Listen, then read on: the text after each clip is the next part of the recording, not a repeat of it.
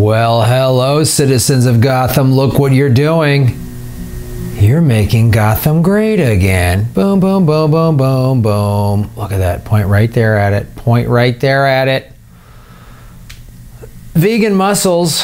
Shave your knuckles for justice, everybody. This article was submitted by Patreon supporter Nicholas Thompson. That's what you guys get to do at the $5 level. A couple of those openings still remain. If you go to patreon.com/GrahamElwood for $5, you can submit a topic or article just like this. Nicholas submitted this thing about how Bernie supporters are kind of starting to smear him for considering a 2020 run. At least this one journalist is. And I want to go through. First, I'm going to show some nonsense in this thing, in this article.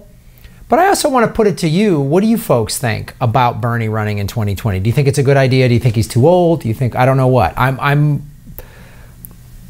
a little on the fence, but ultimately I think he should. So here's the article, and I just did a screen cap. Bernie, don't run. This is from Hamilton Nolan. This was in I don't know, one of these article people things.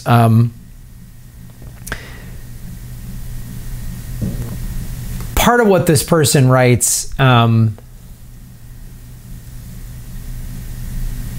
shows that they think just way more people are progressive than actually are. You know, they're including some names of, we'll get into it. Since it is almost the end of 2018, we are well into 2020 presidential campaign speculation season already, though it is still too early to know very much. I know one thing, Bernie, don't run. Hamilton has to say. Way to go, Hamilton. I don't know, buddy. Unlike most nakedly ambitious presidential contenders, he seemed to actually be concerned with trying to solve the problems that he spoke about, including, above all, the growing inequality that underlines almost everything else. His campaign was a way to start a movement to improve the country. The movement was not in service only of his own career. Valid point, Hamilton. By not running for president, Bernie, you're old as hell, man. Too old, I'm afraid. In 8 years, there's a distinct possibility that you will have declined into a lurching, vacant-eyed Ronald Reagan character. We don't need that. It's not the time for an 80-year-old president. Okay, that is a slightly valid point, in the sense that, not to be ageist, but, you know, that's an issue that people have brought up, his age. And as was happening in Reagan's second term is when the Alzheimer's really started to kick in, and, you know, who knows who was really running the country. So Bernie's health seems to be all good and everything, and he could look, the guy could, I mean, Noam Chomsky just turned 90 and the guy's as sharp as ever.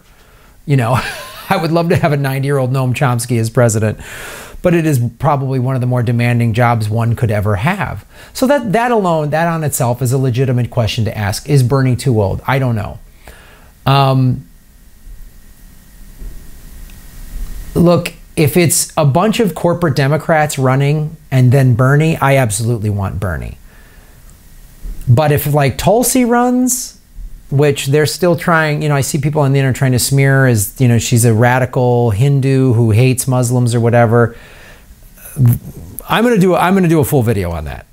I'm gonna do a full video on that. But because what I'm reading, it's no, that was like she went to one meeting, or there's some quote when she was younger or something. I'm not buying it. A couple of you suggested that her thoughts on military intervention might be a little more hardline than we progressives would like, and that's worth looking into. If she's going to run for president, we need to examine all of it. I'm not blindly following anybody. I've said that, which is why this question, is he too old to run, is a legitimate question. It's a legitimate question to ask. But this journal's specific reasons is where I kind of get lost here. The movement needs young blood. I would agree with that. A new generation of political leadership is already bursting forth. Bernie, you can take satisfaction in the knowledge that you played a leading role in pulling the left-wing ideas into the mainstream. You may not be president, though, and that is fine. And this is where I would interject. This person obviously is not going to interject this, where I believe, as Chris Hedges and Cornel West believe, Bernie missed his opportunity when he lost, when he was, well, the nomination was cheated from him, when he should have ran as an independent. I get it. He didn't want to be looked at as Ralph Nader. Would he have won? We don't know. Maybe he would have. Maybe he would have won as an independent. He would have blown both. It could have happened. I'll put it to you this way: since Trump is our president, know that anything could happen. Anything. So Bernie winning as an independent could have happened. Now, had Trump won and Bernie ran as an independent, then he would be blamed wholeheartedly for Trump being president. But we'll never know. We'll never know. I mean, there's still some Hillary people, and Hillary herself are still trying to blame him. So it's interesting to see. It's good. It's interesting speculation. But the question here is he too old? Right? This is where the article kind of loses me personally. Here's what Bernie Sanders should do: endorse a Democratic presidential candidate who will best carry on his own ideas. I don't really give a damn who it is, Warren or Kamala Harris. Oh, dude. Warren gave $80 billion to Trump in October of 2017. Kamala Harris, as I will continue to say this till my dying day, when she was Attorney General of the state of California, did not prosecute Steve Mnuchin, who at the time was the head of One West Bank. Mnuchin then made his way into Trump's cabinet. He should be in jail. One West Bank went around and bought mortgages for 30 to 40% of its value, forced those people out, people who lived in good neighborhoods or neighborhoods that were the property values they knew were going to increase, kicked those people out, then sold the homes and made a profit. Kamala Harris is not a progressive like Bernie Sanders. Neither is Elizabeth Warren. Don't be fooled by Elizabeth Warren. Elizabeth Warren is the typical, big talking corporate Democrat that when push comes to shove, she's going to make deals with the Republicans. You know what I mean? This is Kamala Harris yelling at, or Elizabeth Warren, in that congressional hearing with that Wells Fargo guy yelling at him, "Oh, how dare you, sir?" And then the guy walks out with a $124 million severance package. That's the kind of fake bullshit I don't. This is where this guy doesn't know what he's talking about. Sherrod Brown or whoever, pick one and get behind them from the very beginning. Any solid, top-tier, true left-wing candidate, not true left-wing. That's where you need you don't know. You need to do more research. Hamilton. Like if this was like an actual someone who understood what a progressive was and was like Nina Turner, Tulsi Gabbard, like a real progressive, then I would maybe start to agree a little bit. But this is where it seems like it's like corporate smear job, because they're afraid of, because I tell you what, I would take Bernie Sanders over Warren or Kamala Harris or Sherrod Brown or Cory Booker or Joe Biden or whoever else they're going to try to jam down our throats. Then I'd rather take Bernie Sanders.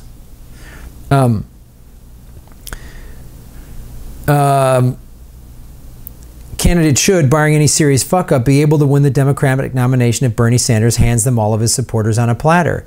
He still commands a significant percentage of Democratic primary voters. In a large field, the endorsement should prove decisive. The Democratic Party screwed him over, but you probably don't think, this journalist doesn't think, that the DNC primary was rigged.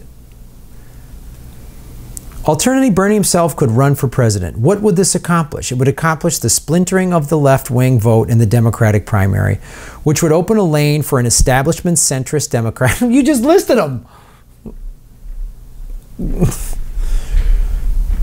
To take the nomination. Bernie could very well shave off enough votes from Warren or Harris, centrists, or whoever else represents the true left, not true left, that all the lefties in the race would fall short of Joe Biden. So if you're saying you don't want Joe Biden, okay, I'm down with that, but you need to no on the Kamala Harris. Do you even know who Tulsi Gabbard is? I like,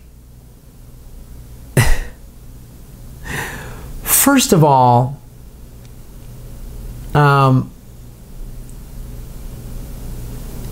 believe a primary should be a bunch of really solid candidates vying and having a debate. That's part of what democracy is an actual debate, not just this is the person, they're anointed, they get it. And we're going to go through the formalities of this. That's what Hillary tried to do in 2016. She ran against all these stiff white guys. And then Bernie came out of nowhere and she's like, oh, I guess I'm going to have to deal with this guy. She didn't want any woman anywhere near anywhere. So she could say, oh, I'm the woman, I'm with her, you know, end the patriarchy. When she's a, you know, pro-banking warmonger. So what needs to, like, I don't want to see Tim Kaine. I don't want, Beto O'Rourke seems kind of fake progressive-y to me. I don't. If it's Bernie and a bunch of these other mopes, Bernie can beat Joe Biden, provided the system isn't rigged, provided he's not cheated, provided they don't block 26 million independents from voting in the New York primary. Imagine if Bernie would have won New York. All the states that they blocked independents from voting. So it's, I thank you, Nicholas Thompson, for submitting this, and it really shows that, you know, the separate issue is Bernie old enough or too old to run? That's a fair question to ask. And if you don't think he's too old, great. Or you think he's too old, great. That's a fine opinion to have. But this shit, and thinking that Kamala Harris or Elizabeth Warren are gonna I mean, I guess if I like them versus Trump, I guess I'll take them, but then we're back to this lesser of two evils shit. Elizabeth Warren, we know she likes war. She gave Trump $80 billion for war. Kamala Harris, we know she likes the banking industry. How much would they really fix things? And if the Democrats push Joe Biden, don't blame Bernie Sanders. Blame yourselves, Democratic Party. And journalists like this. Nicholas Thompson, thank you for submitting the article. Thank you for supporting the show, guys. You can go to patreon.com to support the show. It's a great way to support it. Watching the ads play at the beginning of the videos without clicking skip ads, that's a great way to support the show. Also, the Stay in Your Lane comedy show, December 22nd at the Corbin Bowl in Tarzana. And the Progressive Comedy Tour is coming to Florida in January. January 9th, Gainesville, 10th, Coral Gables, 11th, Orlando, 12th, Jacksonville. Go to grahamelwood.com to get the tickets. And thank you for making Gotham great again.